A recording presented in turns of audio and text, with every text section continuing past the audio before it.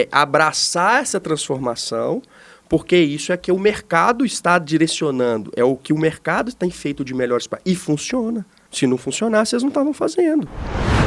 Grandes projetos sempre exigiram planejamento rigoroso. Mas será que já temos melhores práticas para incorporar a inteligência artificial? Neste episódio, vamos discutir como a IA pode transformar a gestão de obras complexas e programas estratégicos, sem perder a essência das normas e padrões que garantem a qualidade e segurança. Uma conversa que conecta tradição e inovação, trazendo experiências reais e reflexões sobre o futuro da engenharia e da gestão de projetos. Eu sou Bruno Amaral e este é mais um Veroncast.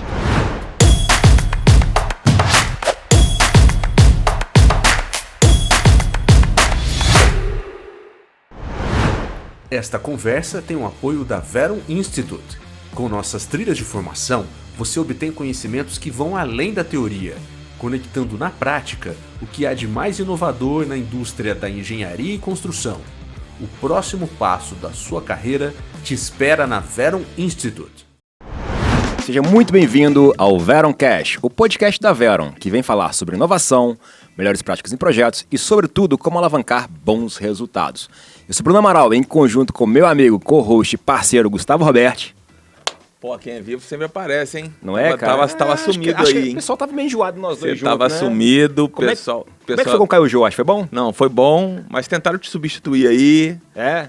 Eu não concordei muito, não. Acho que você toca bem, então... Poder manter mas assim, tentaram te puxar até o tapete aí. Acho que o pessoal até falou assim, não, Bruno não volta, não sei. Mas estamos na área Pois de novo, né, cara? É isso aí. Como é que foi a semana? Beleza? Foi beleza. Tava com saudade. Tava com saudade. Tava com saudade. Tá atrás de bonito. Esse aqui...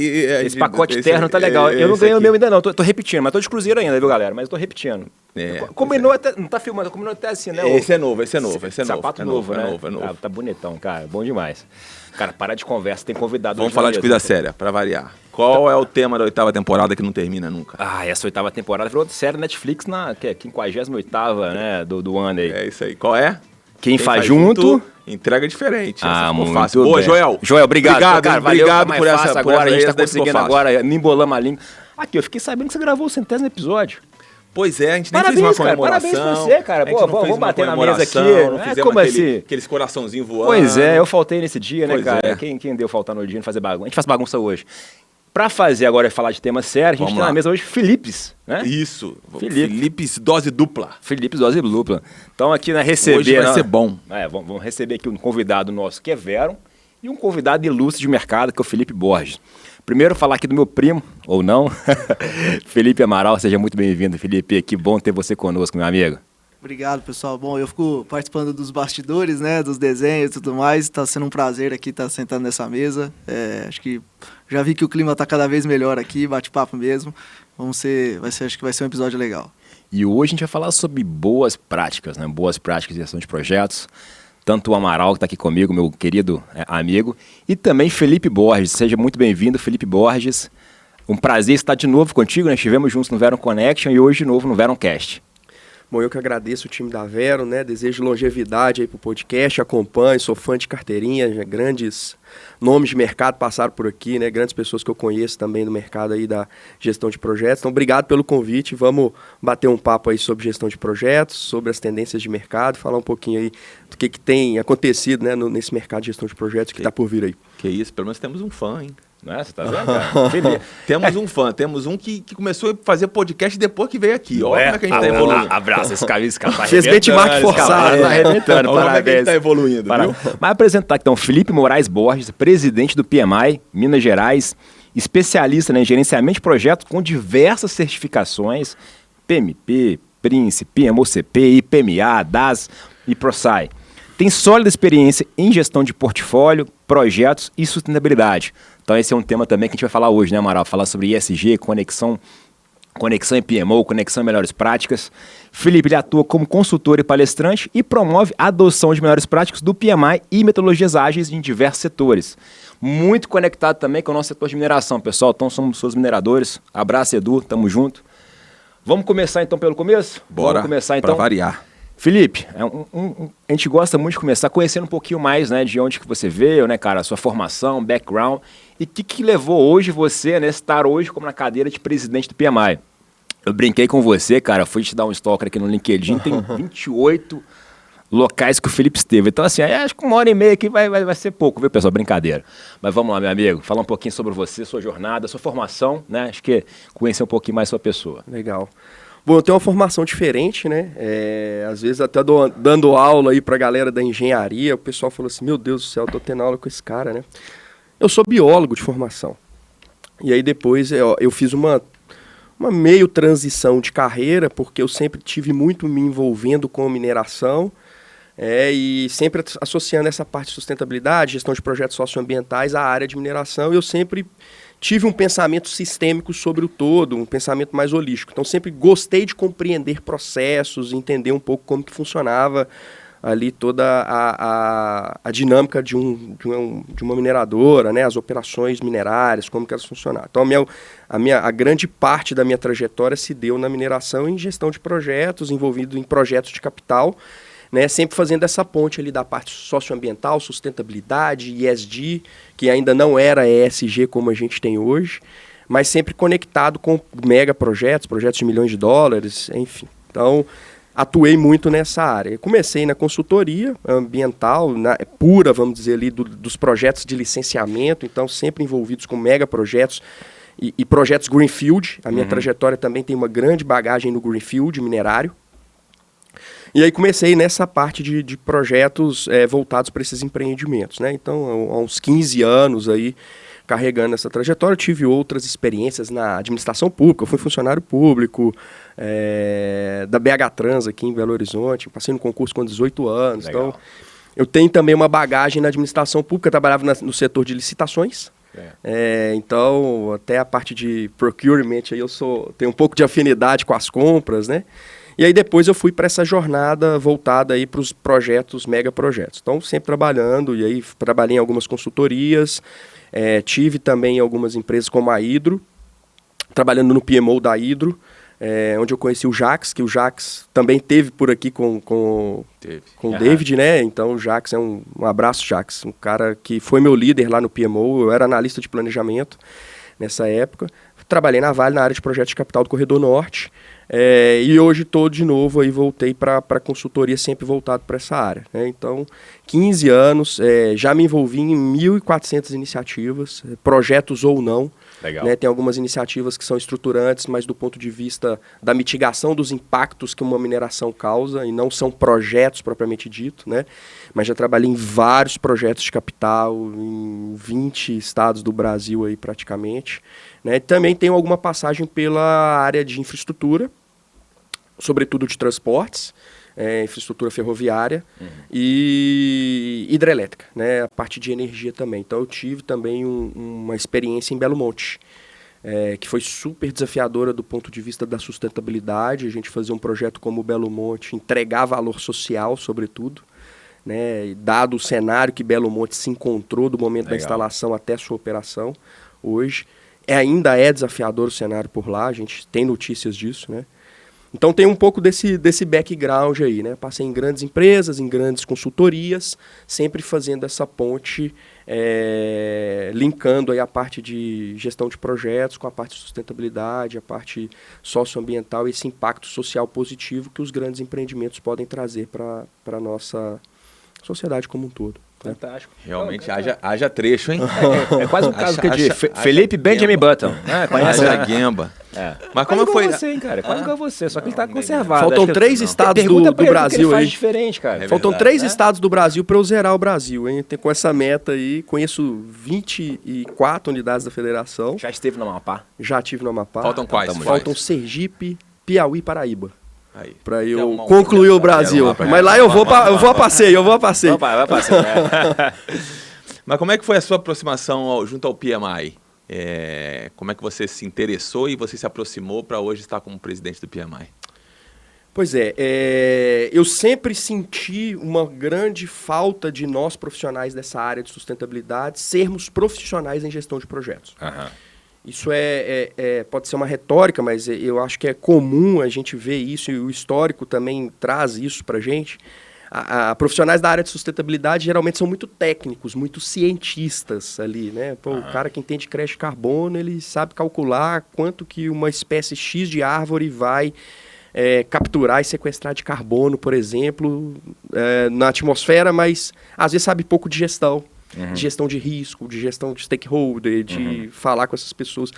Então, eu sentia muita deficiência nisso, né? E sempre trabalhei com projetos, grandes projetos. Então, a parte ambiental sempre ficava ali, ambiental barra social, vamos trazer assim como sustentabilidade, como disciplinas secundárias, disciplinas de suporte que não tinham profissionalizados em gestão de projetos. Aí eu tive meu primeiro contato com o PMBOK 4, né? E já mexia com o Project em 2010, já operava o Project lá e tal. Então, assim, falei, cara, tem que ter gestão nisso aqui. E aí fui estudando, fui aprimorando, fui conhecendo as melhores práticas internacionais de gestão de projetos. E aí, quando eu fui ingressar na minha pós-graduação e especialização em gestão de projetos, eu fiz na PUC Minas, eu conheci o PMI. Grande parte do corpo docente era diretor do PMI, até hoje né? Eu também sou docente lá. Então, grande parte eram envolvidos com o PMI. O PMI, a PUC tem um curso, né, ATP, que é reconhecido pelo PMI. E aí, cara, fui conhecendo a instituição como um todo, né? E eu falava assim, cara, como é que é o PMI? Pô, é tipo uma OAB, um CRM, o CREA, só que do gestor de projetos. Sem a função fiscalizadora, né, aquela função auditável ali, mas como uma função e um papel de desenvolver a profissão e as melhores práticas. E eu descobri que era voluntário. Cara, do caramba isso, né? Uma instituição que está desenvolvendo os profissionais e é voluntário. Vou procurar saber. E aí me envolvi com o PMI, então, durante a minha pós-graduação. Isso foi em 2018. E aí eu ingressei no PMI mesmo, como todos hoje somos voluntários. Eu, inclusive, estando presidente, sou voluntário. Né? Então, o PMI é 100% voluntário, exceto o board americano, que tem alguns funcionários lá, que, óbvio, né, para manutenção do Instituto. Aí me envolvi, e lá também tem uma trajetória de carreira. E aí você começa como um analista de projeto, carregando caixa no congresso, enchendo água para o palestrante no palco de um congresso, de um evento, vira um gerente de projetos, vira um executivo nomeado, lá a gente tem um cargozinho de confiança do diretor. Os diretores são eleitos pela comunidade, pelos nossos associados, né? E vice-presidência e presidência. Então, e eu tive uma carreira avassaladora. Eu tenho 5 anos de PMI e me tornei presidente. E foi um pouco disso. Houve a vacância de uma posição de diretor, e aí eu já era esse executivo, esse bracinho direito lá. O presidente, então, à época, me convidou, falou, cara, você quer ser diretor? Pô, mas não fui eleito, não participei da eleição. Não, mas nessa situação de contingência, a gente pode, os diretores se reúnem e podem indicar uma pessoa. Me indicaram, eu virei diretor de filiação e voluntariado, que é uma pasta que cuida do capital humano mais importante, que é o voluntário, os voluntários, todos os outros, né? E o filiado, os nossos associados. Aí fiz um bom trabalho, me elegi, disputei uma próxima, né? Você pode ter uma reeleição. Eu fui eleito pelo board e depois fui eleito pela comunidade. E agora me vi numa situação de, né, o presidente anterior, que é o PP, também quero mandar um abraço para ele, meu irmão Zaço, quem me acolheu no PMI, grande responsável por transformar minha carreira e minha trajetória, inclusive. Falou, cara, dentro da linha de sucessão, eu acho que você é o mais preparado para ser o presidente. Eu falei, meu Deus do céu, eu quero ser vice. Deixa eu subir a escadinha devagar. Não, cara, tem que ser você e tal. E aí ele falou, cara, candidata. Eu me candidatei a presidente. E aí eu fiz, tentei ser vice, vi se alguém queria ser presidente, né, ali para poder a gente fazer uma sucessão mais tranquila e... Não, cara, acabei sendo presidente, me tornando presidente. Isso quando, Felipe? Isso foi em agosto do ano passado. Legal. Agosto foram as eleições, eu assumi em janeiro de 25. Né? Então, estou nos primeiros 10 meses de mandato, né? E vai até dezembro de 26. E aí pode ser reelegido, os diretores podem ser reeleitos por mais um período, um ciclo. Né? Então, eu posso ser presidente de novo, se eu quiser, 27, 28, né? Se eu disputar as eleições e vier a ganhar. E aí foi muito avassaladora assim, a minha jornada, né? E me tornei presidente, acho que tenho feito um bom trabalho, aproximei da Verum aqui, né, no nosso evento de mineração e estabelecendo parcerias com players de mercado. Então foi uma carreira muito avassaladora, mas acho que foi um pouco do fruto do trabalho, né? E eu falo muito, pô, o cara que entrega voluntariosamente, de graça, Sim. pô, imagina esse cara recebendo, né? Por isso que eu tento sempre trazer voluntários que querem transformar suas carreiras, que querem construir uma jornada, para, cara, vem cá, faz um bom trabalho, se envolve, faz o network, conhece os players de mercado. Tem gente que troca de emprego, tem gente que melhora o salário, tem gente que é promovido. Porque, de fato, o PMI é uma instituição que promove essa agregação. Legal. Então, me envolvi e fui construindo a minha jornada, né? Com muita humildade, com muito trabalho, dentro do que eu acredito que são os valores e princípios, que eu os defendo, né? E fui construindo aí a jornada até chegar à presidência. Fantástico. Legal. Falando em integração network, a gente teve o Veron Connection agora em outubro, que foi fantástico. O Felipe teve com a gente o painel. E aí, Xará, o Prião, a gente teve um painel, inclusive, que você moderou, trazendo visão de boas práticas, melhores práticas em projetos. Eu queria trazer esse tema para a mesa, e aí, começando com vocês dois, né, trazer qual que é a importância, na perspectiva de vocês dois, né, da implantação de boas práticas. Você trouxe aqui agora, até na tua fala, né, a importância de trazer ali as boas práticas do PMBOK no gerenciamento de projetos, né? E aí, quando a pergunta para você, Amaral, vai muito essa visão também, a Veron, ela tem todo esse arcabouço de boas práticas que ela olha isso para projeto. Eu estava comentando contigo no café ali agora, né, exatamente do quanto que é importante isso no setup de um projeto, não só olhando o resultado, mas também na visão de clima da equipe, estruturação, organização. Então eu queria, né, primeiro para você, Amaral, você trazer essa importância, né, você debateu isso no painel, e depois você poder complementar também, Felipe. Acho que é legal a gente debater sobre esse tema, a importância de implantar isso em projeto de capital. Sim. Tá. Foi legal que no Vero Connection a gente trouxe o PMI, a ACE e o BIM Forum, né, trazendo essa convergência das melhores práticas. No fim, a melhor prática ela não é uma receita de bolo, faça dessa forma e ponto final, né, que você já vai ter o sucesso.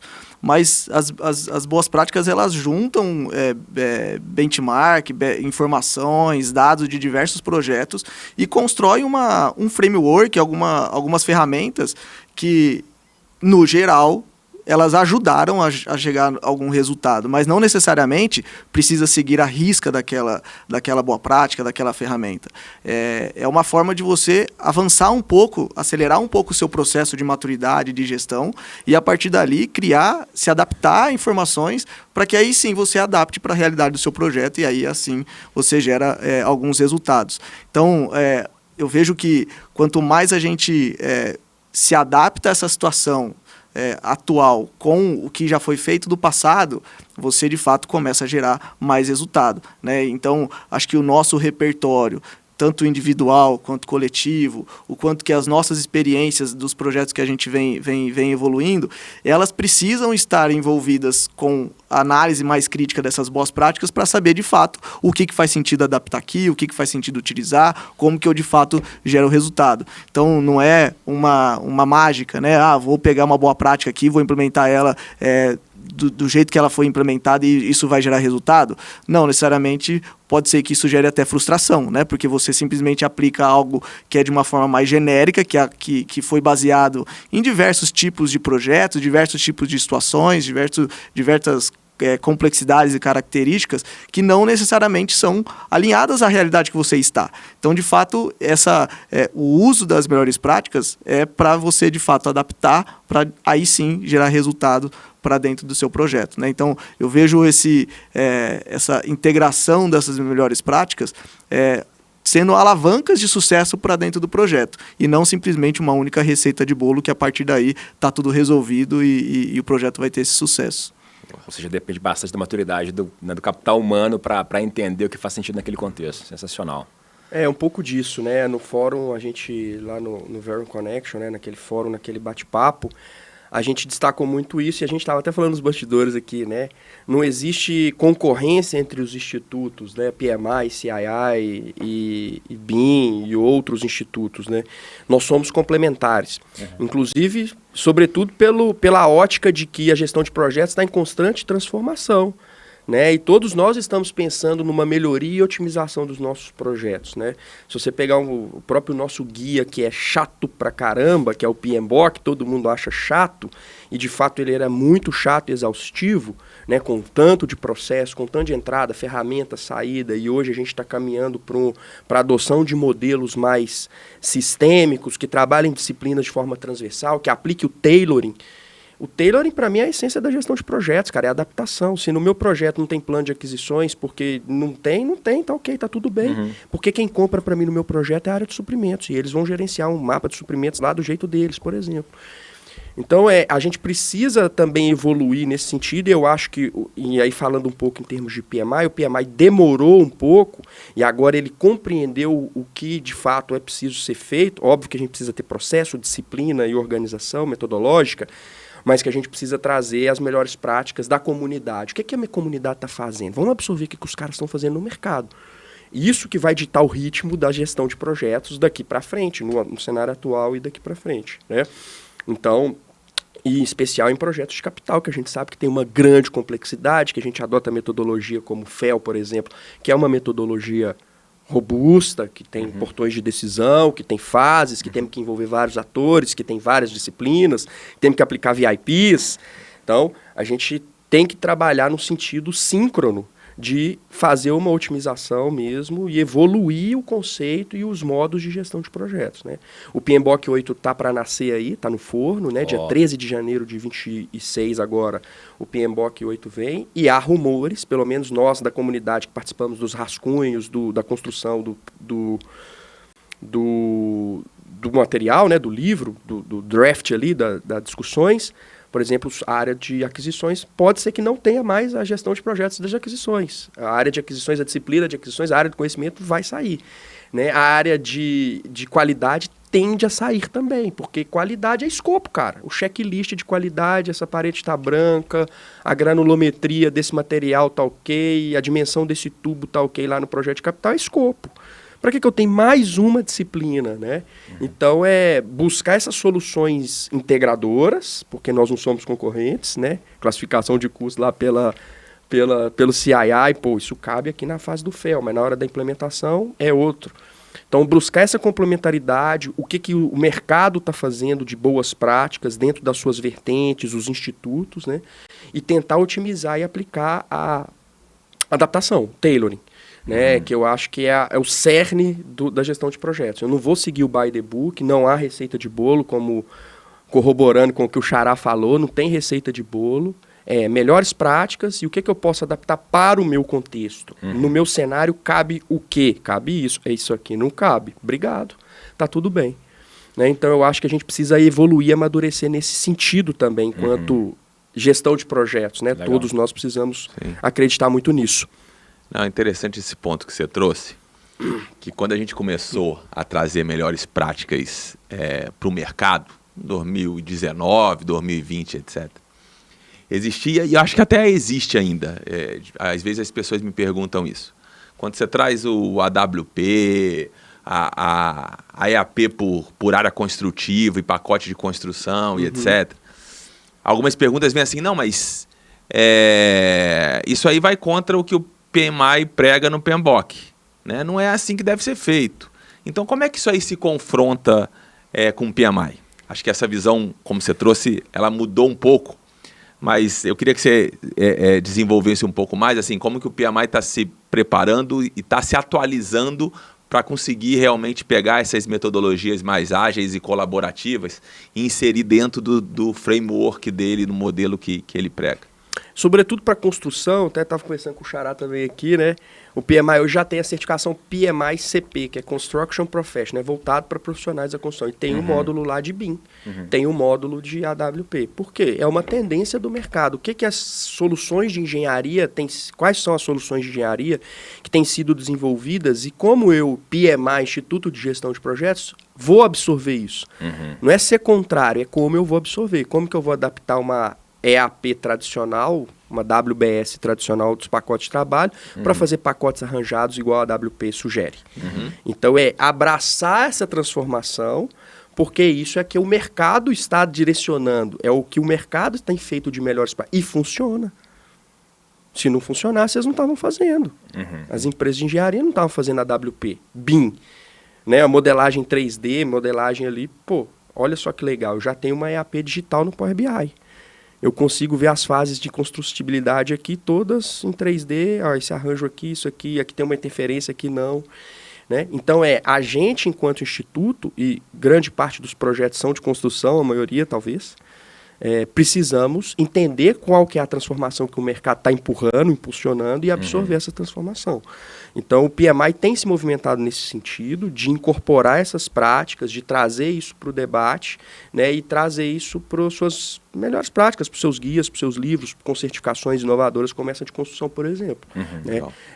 Adicionar esses elementos que são fundamentais e têm dado resultado para as melhores práticas de gestão de projetos. Eu acho que é uma agregação de elementos aí, uma evolução que a gente está feito. Então, isso o PMI já tem trazido para sua, né, para o seu contexto e para os seus dia a dia ali, né? Então, eu acho que é trazer isso como agregação mesmo. Vou pegar agora com você, Primo. Trazendo, né, você, né, olhando até internamente na Vera, você é o cara nosso que está olhando para o mercado, desenvolvimento de negócios, e está ali exatamente escutando muito a voz do mercado, a voz do cliente. Fazendo esse paralelo que o mercado tem falado agora na parte de boas práticas, o que se enxerga os principais desafios que o mercado tem falado e oportunidades de melhorar essa gestão de projetos de capital na aplicação de boas práticas? O que você, se a gente for juntar esses dois lados, você entende, né, para colocar para a nossa audiência, que seriam os principais desafios da implementação de boas práticas no mercado? Acho que os principais desafios estão voltados na resistência humana. A gente é resistente por natureza. Qualquer mudança, qualquer coisas diferentes que a gente tem que atuar, o ser humano ele é resistente por si só. E a gente tem um drive muito imediatista cada vez mais, né? Quero resultado agora, tem que ser agora esse resultado, as melhorias precisam me gerar valor agora. Então, algumas evoluções, alguns usos, eles acabam reverberando resultados de médio e longo prazo. E quando a gente, até porque tem processo de amadurecimento, de uma curva de aprendizado, de você, de fato, pegar aquela melhor prática, aquela boa prática e adaptar a realidade do seu empreendimento, do seu projeto, dentro do seu processo de gestão, você vai precisar fazer ajustes ao longo do tempo, né? Utilizou, gerou um pouco de resultado, mas precisa ajustar, precisa melhorar, precisa tropicalizar um pouco mais essa situação. Então, os resultados eles podem ser implementados, ser gerados de médio e longo prazo. Às vezes não naquele projeto especificamente, porque começa a utilizar alguma referência em um momento que já passou o ponto ideal de início, começa a se gerar atualização dentro do meio do projeto, às vezes realmente não vai chegar ao resultado, o potencial que deveria, que teria de condições de chegar naquela aplicação. Então, acho que a principal barreira é um pouco do imediatismo e das resistências que a gente tem hoje nas mudanças como um todo, né? A gente precisa evoluir um pouco mais o mindset da consciência do potencial de agregação de valor de médio e longo prazo, né? Então, existem investimentos para a gente avançar nesse início, né, de realmente apostar nessas melhores práticas, nessas evoluções, nesses ajustes, para gerar esse resultado de médio e longo prazo, buscando uma escala de valor ao longo do ciclo de vida do negócio, né? Boa. Beleza. Vamos para o nosso quadro preferido do programa? Bora. Aconteceu no Gemba. Solta a vinheta aí, Joel.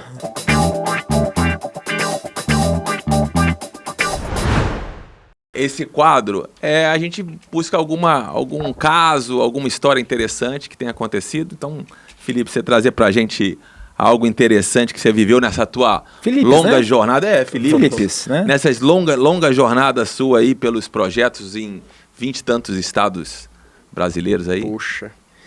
Cara, teve uma jornada bem legal, assim, isso diz muito, vai até de encontro com a fala do Xará aqui, que é com relação aos stakeholders, né? Que é um dos pontos principais, e hoje nessa transformação que a gente está digital e tecnológica, com inteligência artificial, vai sobrar tempo para o gerente de projeto pisar no chão, né? O Gemba, olhar com os pés, né? Então, os processos vão ser automatizados pela IA e a gente vai ter que cada vez mais estar próximos dos nossos stakeholders. E projetos de capital, greenfield ainda pior, né? Porque a gente precisa estar perto desses atores que vão ser afetados ali. A famosa licença social para operar, né?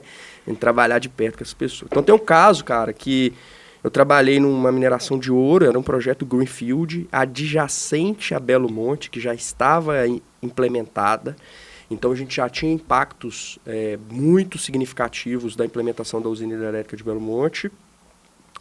E um caso que eu fui fazer de oficinas participativas, como gerente ali de uma parte do projeto. O projeto era setorizado, né? Eu era um gerente de equipe especialista, como diz no Prince, um pacotinho ali.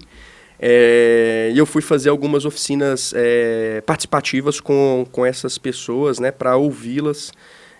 E aí, assim, cara, foi um sentimento muito legal, porque a gente entender a percepção desses stakeholders sobre o projeto e diversos stakeholders. Tinha o Ministério Público do Pará e tinha terra indígena, pra você ter uma ideia. Tinha gente de todos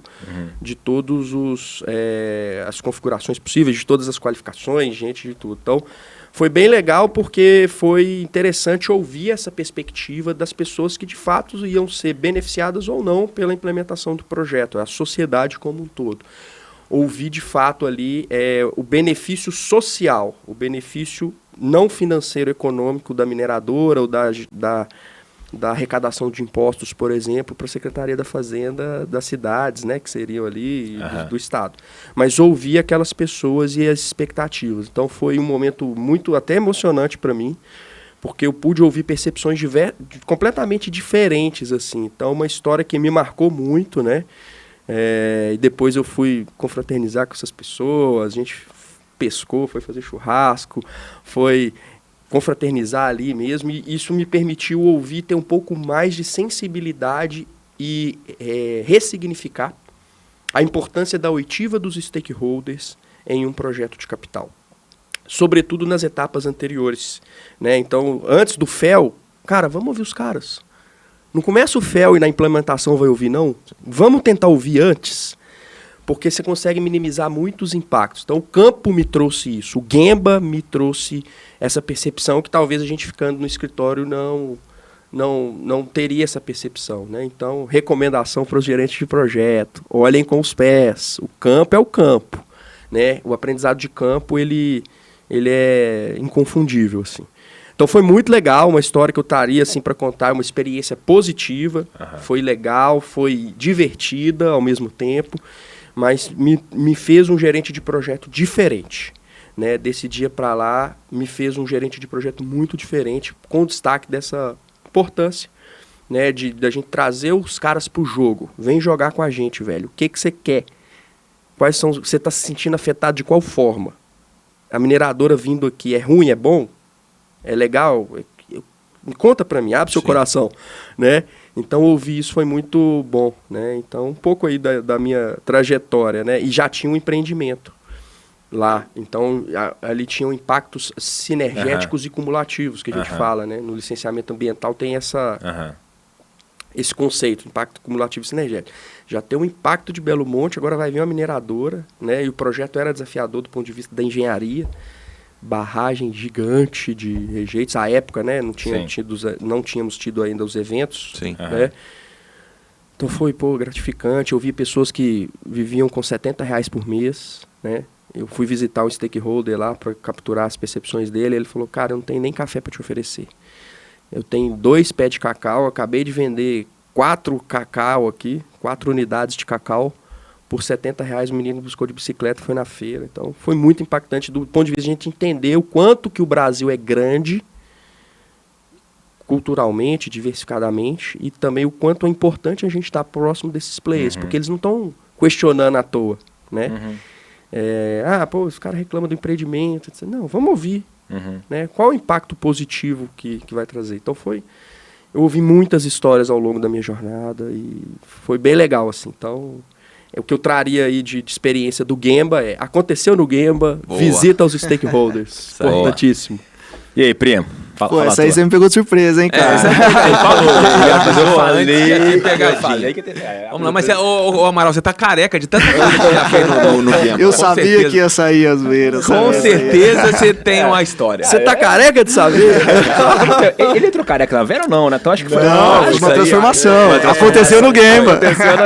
Conta pra nós o que aconteceu no Gemba que deixou careca, gente. Cara, acho que eu tava até uma correlação com o que você tá falando, de ouvir as pessoas, né? De fato trazer as pessoas para a mesma conversa e realmente ouvir o que cada um tem para contribuir para dentro do projeto. Tinha um grande projeto lá de uma siderúrgica que eu era o responsável pelo planejamento. E tinha muitas indefinições, definição de escopo ainda em execução, aquela complexidade que nenhum projeto tem, né? E eu precisava tirar a complexidade desse planejamento para as pessoas. Eu não conhecia nada de AWP ainda, eu não conhecia a filosofia de Lean, eu era o planejador raiz, né? Atuava com a visão do planejamento mais tradicional. Primavera, P6 na veia. Na veia, planilha, Excel, mexendo com as informações e tudo mais. E aí eu falei assim, eu preciso tirar a complexidade desse planejamento e eu preciso trazer as pessoas para junto comigo. Aí eu peguei, construí uma memória de cálculo lá, totalmente casada com CAPEX, planejamento, estrutura e tal. Aí eu comecei a escrever em post-it, eu comecei a dividir em pacotinhos pequenininhos de post-it. Preparei tudo lá. Botei uma sala, uma lousa gigantesca. Falei assim, galera, vocês vão planejar esse projeto aqui comigo. Cada post-it aqui tem a duração, uma janela de 15 em 15 dias, de cada um desses pacotes.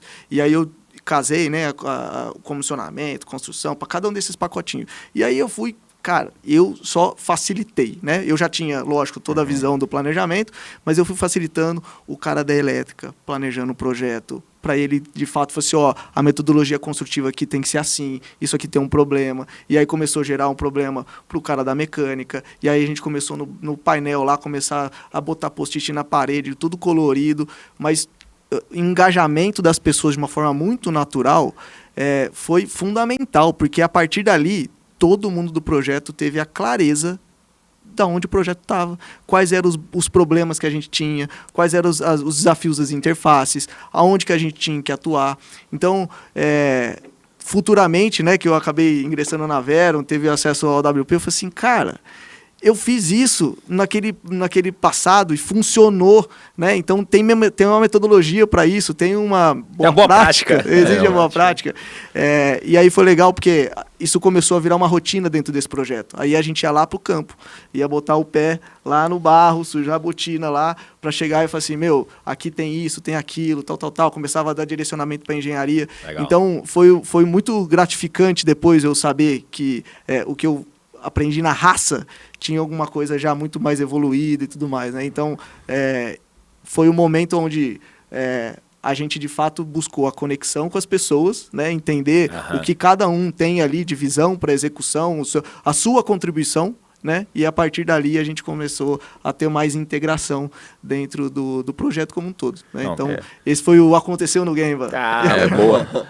As reuniões hoje estruturadas de Path of Construction, POC, são os antigos brown paper, papel na parede, e a gente ia lá fazendo similar ao que o Amaral trouxe. Só que é isso. Fazer isso, né? Tem que reventar a roda e ficar discutindo. Papel pardo colado na parede, fazendo os post-its. Agora falando de presente e futuro, né? A gente falou bastante ali de como que a gente coloca boas práticas, não reinventa a roda, né? No final do dia melhora a qualidade de vida de todo mundo no projeto e traz mais integração. Falando um pouquinho de IA, foi tema que a gente trouxe também no Verum Connection.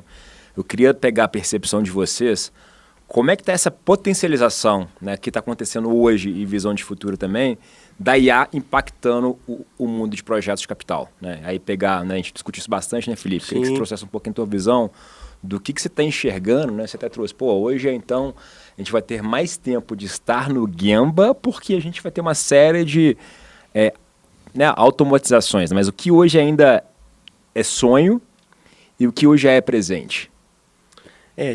A IA é uma hype também, né, assim, ou pelo menos foi, e como toda hype tem uma curva de ramp, né, um ramp-up, e agora está decaindo um pouco. A gente vê grandes organizações descontinuando alguns agentes, por exemplo, a Amazon tinha um agente que fazia recrutamento, esse agente não recrutava mulher, porque ele tinha uma deficiência de prompt lá, de estrutura de engenharia, de agente que... Aí eu não entendo muito com profundidade, mas só trazendo a notícia. Então, como o ESG também é uma sustentabilidade, que é um tema que eu trabalho, também passou por uma fase de ramp-up e agora está decrescendo um pouquinho, porque está ganhando maturidade. Sim. Então, o que eu acho? Eu acho que a IA está aí, chegou, está pronto, vamos utilizar, vai otimizar grande parte dos processos operacionais de um gerente de projeto, fazer cronograma, fazer ata de reunião hoje. Hoje o Teams já sai com a ata de reunião pronta, né? O que ainda me traz preocupação é a curadoria, porque eu estou vendo pessoas não curando dados de IA, né? E aí pode ser um caminho inverso, já antecipando um pouquinho dessa dicotomia do positivo e do negativo. mas acho que a inteligência artificial está aí. O gerente, falo muito isso, é uma retórica também, mas o gerente de projetos que não sabe IA vai ser substituído pelo que sabe. A IA não vai substituir o gerente de projeto. Vai otimizar os processos operacionais, esses muitos de fazer cronograma, fazer ata, fazer matriz de responsabilidade, fazer uma avaliação de riscos. Isso a gente escreve prompts estruturados, já sai o mapa à disposição aos riscos. Cabe a nós, com a nossa experiência e com o nosso tato e zelo que temos que ter de fazer a curadoria. Então vai otimizar os processos operacionais, na minha visão. PMOs têm a ganhar também com isso, né? Análise de priorização de projetos, um AHP, por exemplo, que eu sou HP raiz, fazia priorização de projetos no Excel, eu tenho uma fórmula lá gigante, né? Hoje a IA vai substituir esses processos. Isso vai trazer um ganho de produtividade, porque o gerente de projetos estima-se que ele tem capacidade adequada para gerenciar 6 projetos, né, sendo 3 de baixa complexidade, 2 de média e 1 de alta, estima-se pelas pesquisas, desenhos acadêmicos, ele vai ter a oportunidade de gerenciar mais projetos. Por quê? Porque o operacional que lhe toma tempo vai ser feito pela IA. Ok. E o capital humano, que é o stakeholder, né? Vai sobrar tempo para eu ver com os pés. Eu preciso estar cada vez mais próximo dos nossos stakeholders. Então, ao invés de ficar no computador fazendo um cronograma no project, eu vou pedir a IA para fazer e eu vou levantar da cadeira e vou no campo ouvir a expectativa dos meus stakeholders. Porque gerenciar stakeholder é gerenciar a expectativa. Então, vejo como super positivo, mas também vejo como um ponto de atenção para aquele momento em que as pessoas estão utilizando errado, né? Sem arcabouço técnico, sem arcabouço científico por trás. Então, Walter Longo, que é um pensador que eu falo muito sobre ele, que fala muito sobre IA e transformação, ele fala, quanto mais lermos, quanto mais arcabouço técnico tivermos, melhor utilizamos a inteligência artificial. E lá no Vero eu até citei um artigo, as pessoas ficaram me mandando, me manda um artigo que um artigo sobre contratação de mão de obra. Profissionais sêniors com mais arcabouço técnico, que estudaram, que têm certificação, que estão lendo, continuam lendo o livro de papel, têm mais chance de ser contratado no mercado porque sabem utilizar melhor IA. Isso é a pesquisa americana. Pessoas júnior com IA não estão sendo contratadas, porque estão usando de qualquer jeito. Né? É contexto, né? Tem que ter contexto para colocar contexto. melhor prompt, eu li essa deixa eu falar para nossa audiência qual que é o nome do artigo. Nossa, tem que olhar, mas a gente coloca na descrição, eu coloco o link lá na descrição, mando para vocês colocam o nome. Boa, mas então. fala um pouco sobre isso, sobre a número de oportunidades do mercado e a contratação, o job, né? A contratação lá. De profissionais. Então há uma tendência, essa curva cresceu muito de sêniors com IA, superou júniors com IA, porque não é aquele problema que a gente tinha, né, de juniorização das empresas, que a gente passou isso ali na década de 14, né, na década de 10, em 2014, ali, vamos trocar um sênior por 2 júnior, porque é mais barato, né? E aí isso está tentando a se desconstruir. Então eu vejo que a gestão de projetos tem evoluído, né, a gente consegue utilizar muito em gestão de projetos. A IA tem contribuído para a evolução da gestão de projetos, muito em atividades operacionais, né, e acho que estima-se também por pesquisas que entre 50% e 80% das atividades vão ser substituídas por IA, e aí vai sobrar esse tempo para a gente fazer o tete-a-tete, né, o relacionamento e gerenciar mais projetos. Então eu gosto de olhar sempre do ponto de vista otimista, né? IA veio para melhorar mais projetos e mais gente, e mais gerente de projeto. A gente vai precisar de 30 mil gerentes de projeto até 2030, de acordo com as pesquisas. Vai aumentar a demanda, né, vai ter mais projeto para a gente, não precisa ficar preocupado com eles tomarem, né? A gente precisa saber usar a nosso favor como um aliado.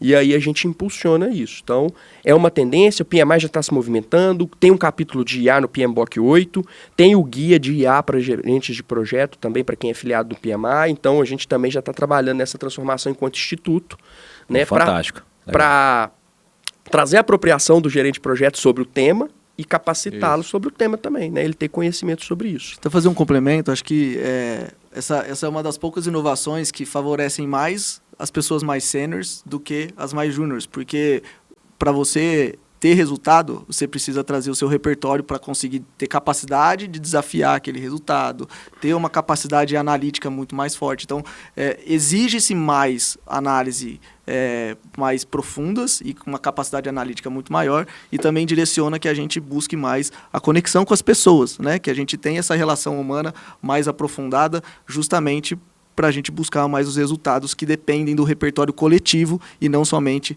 dos repertórios individuais. Você começou a falar, assim, qual é o papel dessas associações e fóruns na adoção dessas tecnologias inovadoras, né? Como que vocês vão se posicionar para influenciar ou ajustar essa implementação? Eu acho que o papel fundamental que esses institutos têm é de disciplinar a utilização e talvez desenhar também melhores práticas ali de utilização disso nos seus temas, né? E no bate-papo, inclusive, que tivemos lá no Connection, no Veron Connection, o BIM e o CII lá, a ACE, né?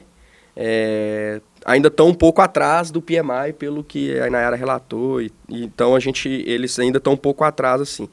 A gente precisa ter, talvez, conselhos e membros curadores nesses institutos também para ajudar a fazer esse trabalho de uma disciplinação do uso, de um caminho, um drive, né, um direcionamento do uso dessas novas tecnologias, como a IA, sendo um advento aí que está impulsionando a gestão de projetos.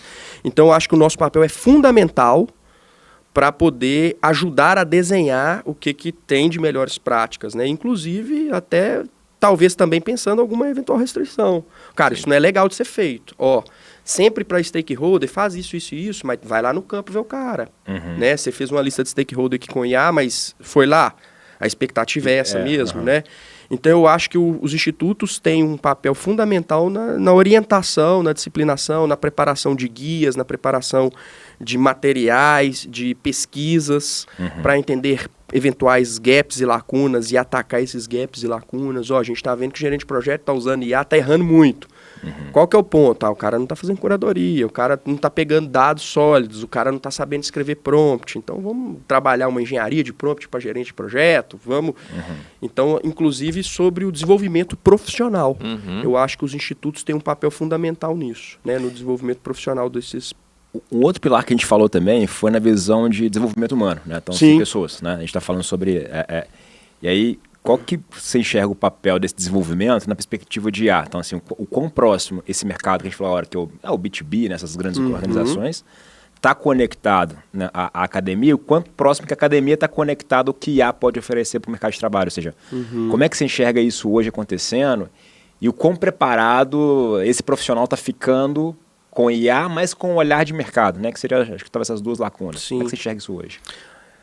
O mesmo passo que eu enxergo os institutos, né? Eu acho que a academia tem papel preponderante no desenvolvimento dos novos formandos aí, né? Das pessoas que estão se preparando para o mercado de trabalho.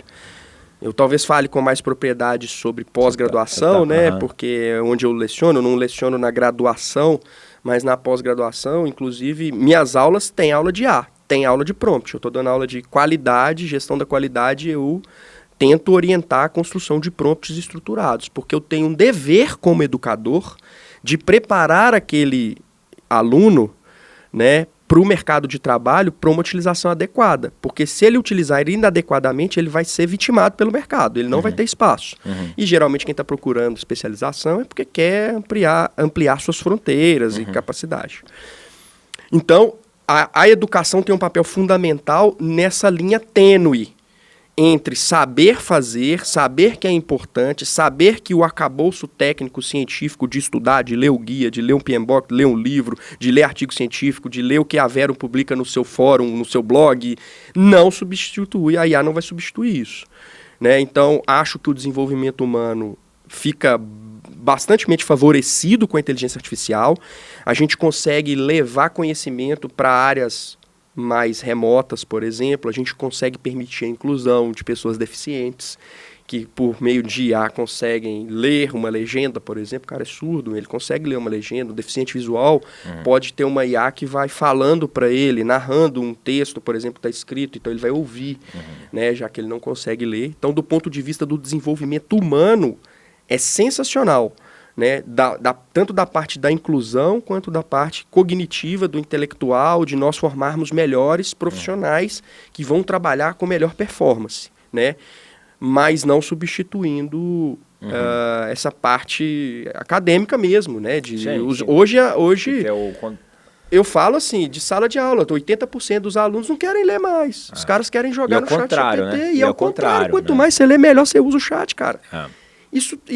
Se você escreve um prompt, já citando para eles, para um prompt, referências, por exemplo, de acordo com o autor tal, a metodologia tal, deu errado no projeto X. Eu estou fazendo um projeto similar, de capacidade tal, só que ao invés de ser na Amazônia, é no Cerrado. E ao invés de ter comunidade indígena, tem comunidade ribeirinha. É um projeto parecido, é uma hidrelétrica da mesma capacidade. Aconteceu isso. O artigo de fulano falou que deu esse problema. Quais são os potenciais? Pô, cara, você faz um prompt muito melhor do que você jogar lá. Estou fazendo um projeto disso, me dê os stakeholders e potenciais riscos e issues. Vai te dar qualquer coisa, né? Porque a gente ainda sabe que a IA erra muito, né? Porque ela é um banco de dados, então o conhecimento está ficando raso.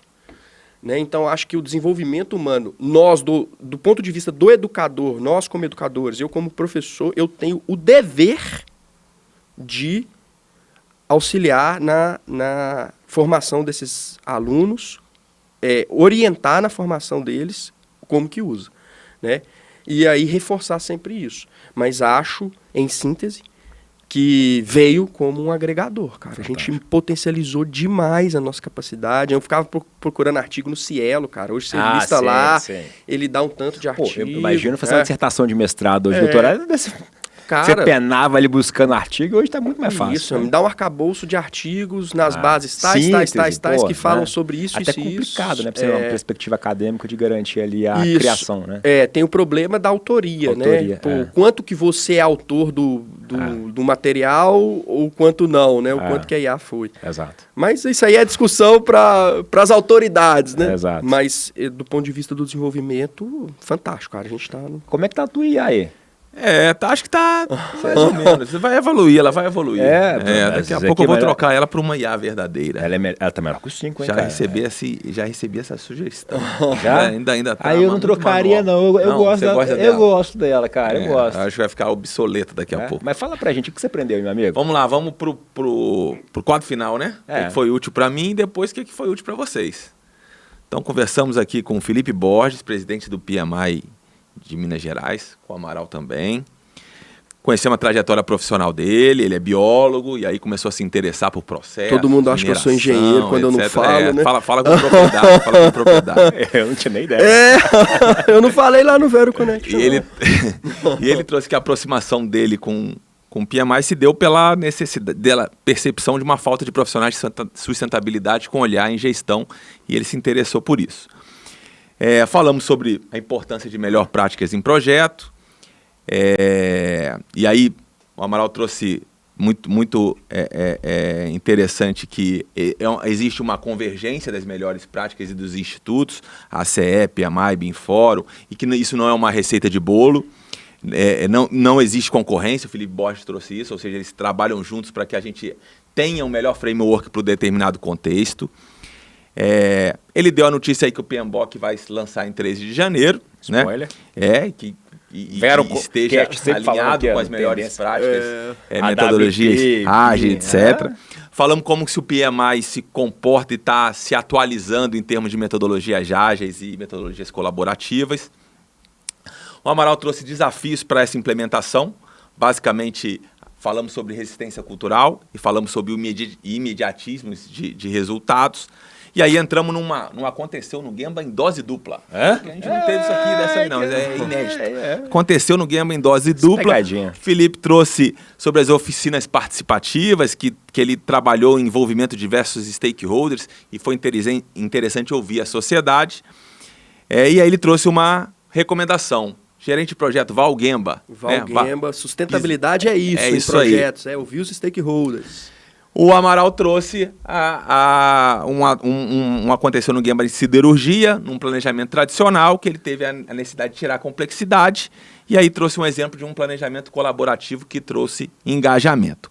Por fim, falamos sobre inteligência artificial, como que isso impacta o mundo dos projetos, na busca de otimização de processos operacionais, ganhos de produtividade e mais gerenciamento dos stakeholders, né? Vamos focar mais nos stakeholders, poderemos mais focar nos stakeholders. E falamos um pouco sobre o papel das organizações e fóruns na adoção do IA, e aí pode trazer orientação, disciplina, pesquisa, e por final, como que o desenvolvimento humano pode ser ajudado com a inteligência artificial. Gostei. Tá vendo? Eu não trocaria não, Gustavo. Eu ficaria... Nem esse chat Robertinho tá bom, cara, faça isso legal. Mas agora pra vocês dois, a pegadinha já vai. O que foi pra vocês, meu amigo? Quer começar por... Vai lá, vai lá. Fica à vontade. É difícil falar pra ele, cara, isso que é melhor. Vai lá. Não, eu acho que assim, o que foi útil é o quanto que nós exigimos cada vez mais a nossa capacidade analítica nesse momento, né? Acho que para a gente sair um pouco dessa superficialidade, porque é um movimento que muda comportamento, né? Então a gente precisa evoluir mais a nossa capacidade analítica, se dedicar a isso para evitar tomadas de decisões erradas e a importância da gente começar a cada vez mais trabalhar em rede, trabalhar com um ecossistema, onde a gente evolui com base na experiência e na capacidade de cada um, né? De cada um dos parceiros, seja trabalhar em rede com as melhores práticas, seja dentro dos parceiros na execução dos projetos como um todo, a gente de fato se juntar, porque junto a gente consegue de fato gerar resultados melhores. Tema da 8ª temporada, como é que é? Que é entrega junto, não, entrega não, quem faz junto entrega diferente, aí. Só conectando com o Amaral aqui.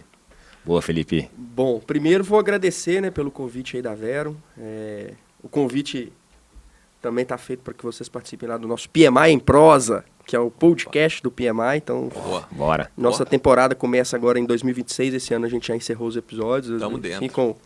Estejam convidados, sintam-se convidados aí. Vai ser um prazer recebê-los lá. Bom, prazer. Com relação ao aprendizado de hoje, né, foi fantástico, aprendi muito aqui.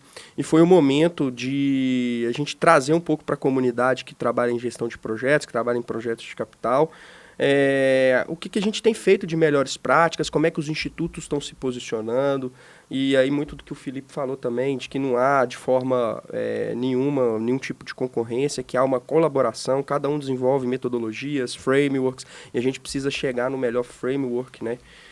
No que eu acho que é a metodologia mais adequada para o meu projeto, para o meu contexto. É uma questão de adaptação e colaboração, cooperação, esforços coordenados aí, talvez. Então, para mim foi um aprendizado muito grande, foi ótimo estar com vocês, falar um pouquinho sobre a parte de sustentabilidade em projetos, que é ouvir os stakeholders, isso é social, né, e é uma provocação, e o quanto que a gente está transformando a gestão de projetos com o advento da inteligência artificial, né, não é nenhum papão, mas é algo que a gente precisa ter cautela, zelo e trazer como aliado para a gente otimizar os nossos projetos. Então fica aí esse aprendizado que eu tive com vocês aqui, que foi ótimo. E você aprendeu a fazer prompt para IA? O Felipe deu a dica deu aqui, diversas dicas hoje. Lê, estuda, faz o prompt detalhado que vai sair melhor, né, não? Com certeza, absoluta. Isso aí. Isso aí, pessoal. Nos vejo no próximo. Um abraço, hein? Abraço. Valeu. Este episódio contou com o apoio da Verum Institute. Quer ficar atualizado com os conceitos e práticas que estão revolucionando a indústria da construção? Conheça a nossa trilha de formação AWP. Estude com profissionais que são referências no setor e conquiste um certificado reconhecido internacionalmente. Acesse www.veruminstitute.com.br e garanta seu passaporte para essa jornada de conhecimento rumo ao sucesso profissional. O Verumcast é uma produção da Verum Partners e da Verum Institute. Este episódio contou com roteiro e produção de Joel Corsini, edição e pós-produção Grace Lisboa, logística Camila Ishikawa, marketing Valéria Trombini e Bruna Sanino. A Verum Partners e a Verum Institute estão no LinkedIn, YouTube, Instagram, Facebook, Spotify e nos principais agregadores de áudio. É só nos procurar e seguir a gente por lá. Até o próximo episódio.